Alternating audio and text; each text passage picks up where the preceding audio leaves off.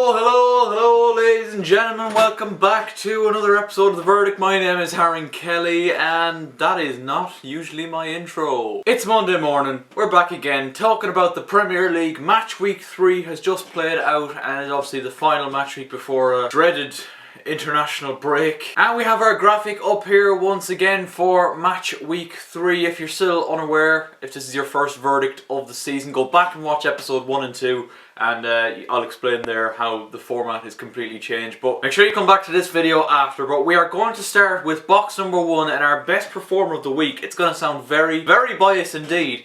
But I'm going to start off with the Liverpool versus Chelsea match. And our performance of the week goes to Thomas Tuchel. And I think the Chelsea defence as a whole. Obviously Chelsea, as I mentioned, travelled to Anfield for a very important, even though it is an early season game, a very important game against Liverpool nonetheless on Saturday evening. And as I said, it is an early season fixture, but it's an important one. Liverpool and Chelsea are part now of that chasing pack trying to catch Manchester City this season. And you know, neither side wanted to lose, and in that sense, I mean, both sides got what they wanted then, didn't they? Chelsea took the lead through an unbelievable header by Kai Havertz, and I know whatever you might say, he flicks it on and he's trying to find an opponent, or he's trying to find one of his teammates, or he's just trying to flick it back into an area where somebody else can put it in. I think Kai Havertz means it personally, but obviously I'm going to say that. An unbelievable header, and Chelsea really, I feel, could have got a couple more goals during this period when we were on top, and we're just lacking that final pass in the final third, which is surprising considering Mount, Havertz, Lukaku have all started off the season very, very well. And it's something Thomas Tuchel and the team can work on. It's not that big a thing, but just that final decision was sometimes lacking in this game, unfortunately. And then just before half-time, shit really did hit the fan, didn't it? Liverpool started growing into the game. They get a corner at one stage, which just ends up in an absolutely horrific goal line scramble for Chelsea, I think. And in the end, it falls to Diogo Jota. He pokes it towards goal. Kept off the line by Reece James, but as we found out in the end, he kept it off the line with his arm. Anthony Taylor going over to the VAR screen to review the decision, sending off Reece James in the process and giving Liverpool a penalty just before half-time, which Mo Salah converted. And it really did feel like a double blow for Chelsea. Obviously, there's a lot of people talking about, was it a red card? Should it have been a red card? I think if Reece had kept his hand in the natural position and by his side, it comes onto his thigh and then his arm. If it does that, it's probably still a penalty because he's denying a clear goal scoring opportunity. But the fact you can see in the VAR replay, Reece kind of, I'll stand up to give a little bit of an example here. His hand is here, ball comes up to here, but then you can see he kind of motions his arm to clear it. And I think as soon as he does that, it becomes deliberate and it becomes a penalty.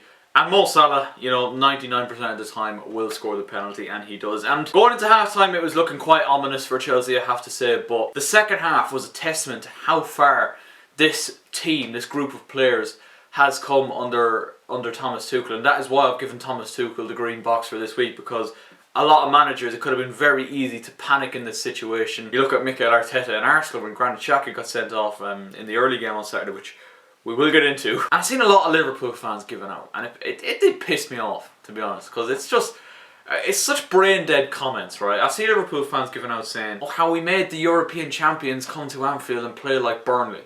Lads, Chelsea weren't playing like Burnley when they had 11 men on the pitch. Do you really think, like, it would actually take a really stupid, brain dead manager to come out in that second half with the same attacking intent and leaving ourselves so open with 10 men against a quality team like Liverpool, who have some of the paciest players, attacking players in the league in Mo Salah and Sadio Mane, leaving us susceptible to that counter-attack. But Chelsea held out and restricted Liverpool to very few clear-cut opportunities. I have to say, like a few shots from distance. Van Dijk has a shot that Mendy palms away. Robertson on the volley, which again Mendy has to make a save. Henderson hits it from distance, very close to Bennett in the top corner. Like, you look at all of Liverpool's best chances really in the second half came from long distance efforts, and that is, as I say, a testament to how well Chelsea defended and how cool Thomas Tuchel kept the team. To see a 1-1 draw, that really did feel like a win, a really, really good result. Disappointing about the red card for Reece James, but I think in the end it probably was a red card, but Chelsea were absolutely brilliant. We move on to our wow factor of the week, and I really wasn't sure who or what to give this to this week. In the end, I've given it to the ending of the game at St James's Park between Newcastle and Southampton. Obviously Newcastle taking the lead in that game through Callum Wilson. El Yunusi then equalised, and a goal from Alan Saint-Maximin in the 91st minute, a brilliant strike, absolutely bundling it over the line. Kind of made it look like Newcastle had claimed all 3 points in this game. I think it has to come down to criticism to Newcastle in the end, because to give away a penalty in the 96th minute, obviously Jamal Lascelles takes down Adam Armstrong. Obviously Newcastle were going to be under the cosh, but you look back, as I said about the Liverpool-Chelsea game, it's an early season encounter, but it could be one that we look back on at the end of the season and see it as a big fixture. Newcastle and Southampton is no different. I think these two sides will be scrapping it out down the bottom of the table, trying to survive the drop this season. I think that will be the goal for both of these sides. It sounds obvious, but 3 points in this kind of situation is a whole lot better than 1. And if Newcastle could have just held out for 5 minutes, it would have been a massive, massive victory.